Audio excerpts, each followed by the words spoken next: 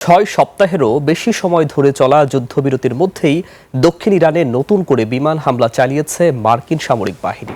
যুক্তরাষ্ট্রের central command এক বিবৃতিতে জানিয়েছে, ইরানের ক্ষেপণাস্ত্র ঘাঁটি এবং সমুদ্র পথে মাইন পুঁতে রাখার চেষ্টায় লিপ্ত স্পিডবোটগুলোকে লক্ষ্য করে এই হামলা চালানো হয়েছে।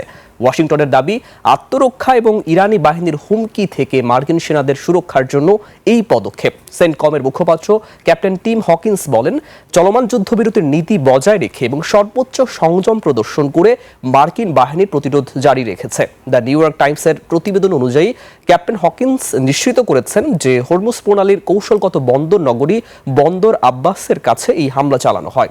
এই উপকূলীয় শহরটিতে ইরানের একটি বড় নৌঘাঁটি রয়েছে। এদিকে যুক্তরাষ্ট্র এমন সময় এই হামলা চালালো যখন ইরানের পররাষ্ট্র মন্ত্রণালয়ের মুখপাত্র ইসমাইল বাঘাই ওয়াশিংটনের সঙ্গে চলমান শান্তি আলোচনায় কিছুটা অগ্রগতির কথা জানিয়েছিলেন।